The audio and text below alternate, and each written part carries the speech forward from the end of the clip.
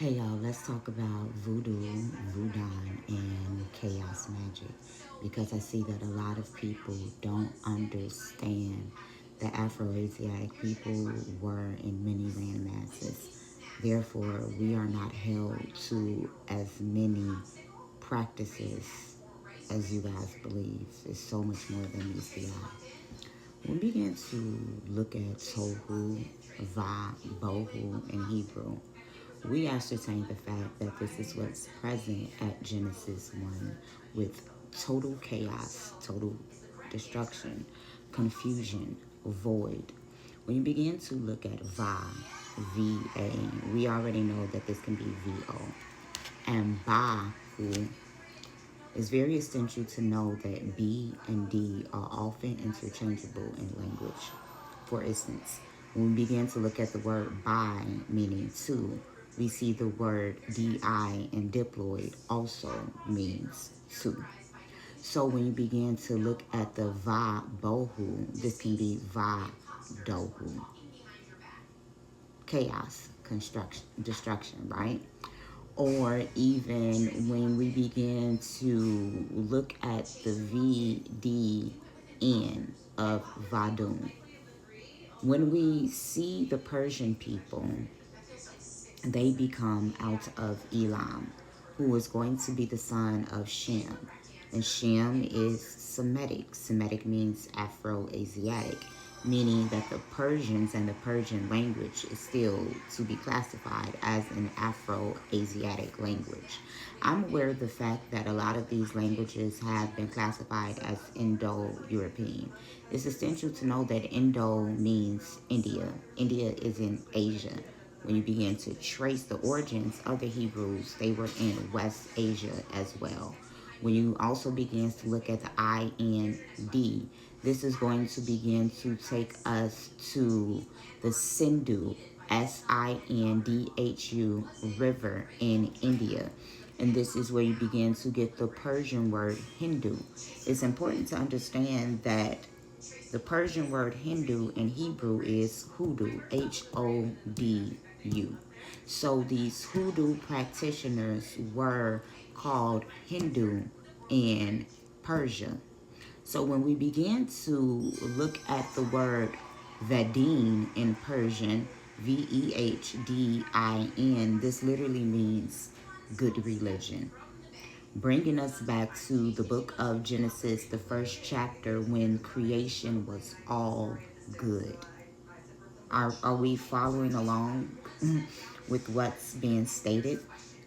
When we look at Janine in Vodun, this is speaking about the herbalism of the good religion.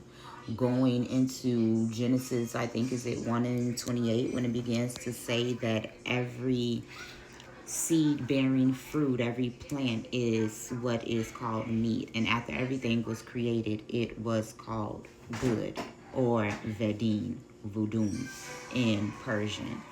So when we begin to look at the Janine in Vodun, it begins to talk about the herbalism. When we look at Janine in Hebrew, this word Ganayin literally means garden, Garden of Eden. When you begin to look at Gan and Ganayin in Arabic, it means also a hidden garden, a paradise. It's essential to know that the word Jinn, Jinn, also holds the same root as Ganayin and Janayin, the good religion, the good fruit, the hidden and concealed. So when we begin to see the word jinn in Arabic, we know that the jinn are located in the Arabian desert. And there are benevolent jinn, there are malevolent jinn, and there are neutral jinn. This is what we would call demons, or Shaddai in Hebrew. The word demon, Shaddai, jinn, did not originally just mean demonic. Each had its own attributes. It's also important to know that Ganaim, or the Garden of Eden, was referred to as the Garden of God in the Bible. And when we begin to see that there were other gods in the Garden of Eden. So when we begin to see disembodied spirits, we end up calling these demons due to Christianity.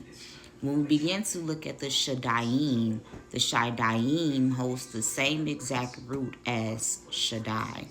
El Shaddai is the breasted God that we begin to see Abraham, Allah, or ascend to in Hebrew. The word Allah means to go up, to ascend. Allah in the Hebraic construct is the main focus of their sacrificial system. So when these Allah people, these Hebrew people, went into Persian and Indian captivity and they were called Hindu, not only did they take Islam with them, they began to take the good religion with them. And in Central and West Africa, Judaism would end up being called Juju, because Judaism begins to be a construct of the mysticism and the hidden, which is the same prefix as mysticism, mystery. Behold, I will show you a mystery. A mystery is something that is hidden. This is where we begin to get the tarot system, Tarot. So when people who venerate the Orisha under Vodun, and it's essential to know that Ori means head spirit. Ori in Hebrew is light. Isha in Hebrew, or Ish, means husband, spirit husband and spirit wives of the light. It's important to know that a spirit husband and spirit wife is not the same thing all the time as a succubus and an incubus. When we begin to study the biblical text, it states that the Israelite is the bride of El. They are married to him. And when they went a whoring, that is biblical fornication, to go after other gods, to go after other deities, because we have always had our own pantheon where the Most High, the Father, who no man has seen and no man has known, has always dwelt in the heavens or in the ethers. And we have always had contact with the Mother, El Shaddai, the Ruach HaKadosh, the breasted one, the sacred cow, the one who begins to provide milk and honey in the time of feast and famine. Just like me being raised in a two-parent household, I could go ask my daddy something, but I always knew I'm going to ask mama first. So when my daddy be like, I don't care, but did you ask your mother? I'm already have my mama answer, because I know at the end of the day, my mama ran the house. They were married for 36 years. My father, rest in peace, mommy. My father would always say, this is Patricia's house. She just let me live here. Because through the mother do we find grace and do we find favor. In the Hebrew, grace and favor is Chanaim. In Mesopotamia, it is Inanna, where the I becomes the H. And in Hebrew, the H can be the CH.